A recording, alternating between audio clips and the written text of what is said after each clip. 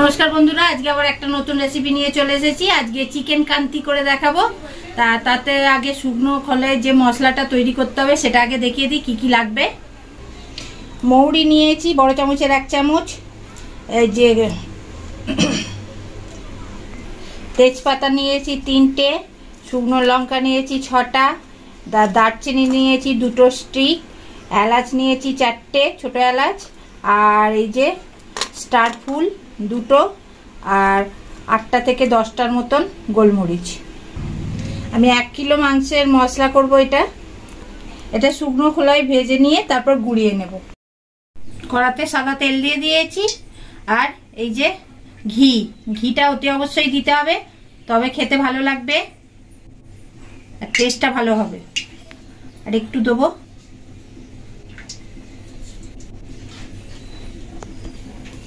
তেল গরম হয়ে গেছে, তেল আর ঘিটা। এবার পেঁয়াজটা দিয়ে দেব।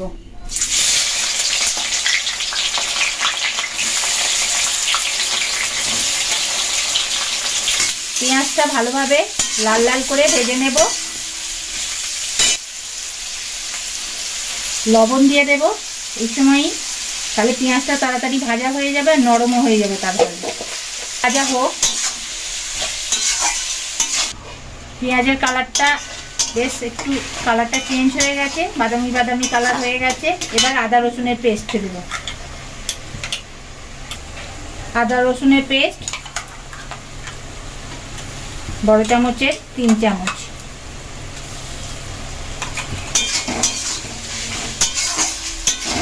আদা রসুনটা দিয়ে ভালোভাবে এটা তেলের মধ্যে নেড়ে যেতে হবে যতক্ষণ না কাঁচা গন্ধটা যাচ্ছে। এবার কাশ্মীরি লঙ্কার গুঁড়ো আমার ছোট চামচ বলে আমি 2 চামচ দিলাম, আর একটু দেব। ভালোভাবে পেঁয়াজটার সঙ্গে নেড়ে যাব। দেখুন কালারটা কত সুন্দর এসেছে।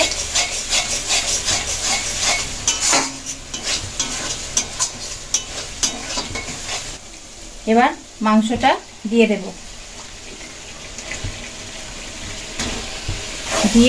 মাংসটা দিয়ে ভালোভাবে ভেজে নেব।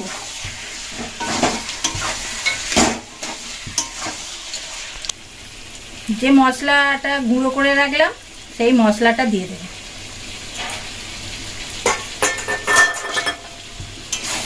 দিয়ে ভালোভাবে এটা ভেজে নেব।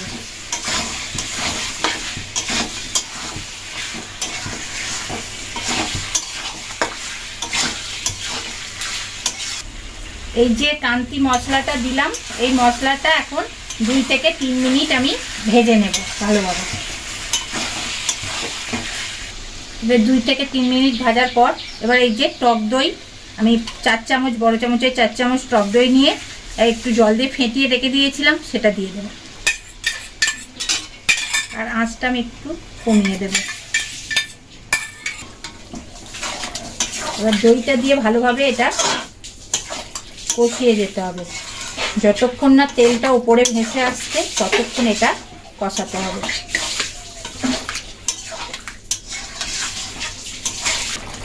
দেখুন উপরে তেলটা ভেসে উঠেছে। এবার সামান্য একটু জল দিয়ে দেব। জলটা কিন্তু আমি গরম করে রেখে দিয়েছিলাম।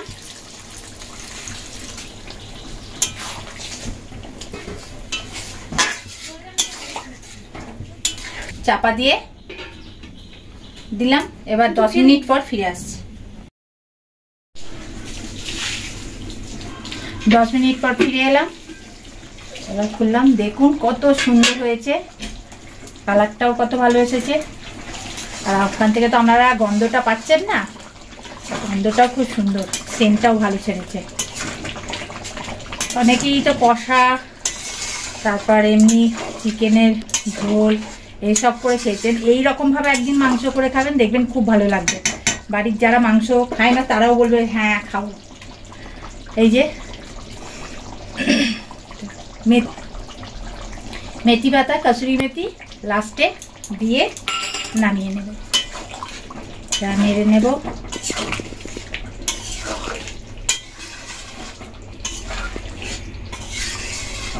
দেখুন মাংসটা কিন্তু খুব তাড়াতাড়ি হয়ে গেল, বেশিক্ষণ সময়ও লাগলো না, কম সময়ের মধ্যে খুব তাড়াতাড়ি চটজলদি মাংসটা হয়ে যাবে। আর খেতেও খুব সুস্বাদু। এরকমভাবে বাড়িতে আপনারা করে খেয়ে দেখবেন, খুব ভালো লাগবে। আর আমার চ্যানেলটা বেশি করে দেখবেন, সাবস্ক্রাইব করবেন, শেয়ার করবেন বেশি করে, আর লাইক করবেন, আর কমেন্ট বক্সে কমেন্টস করে জানাবেন আজকের রেসিপিটা আপনাদের কেমন লাগলো। নমস্কার।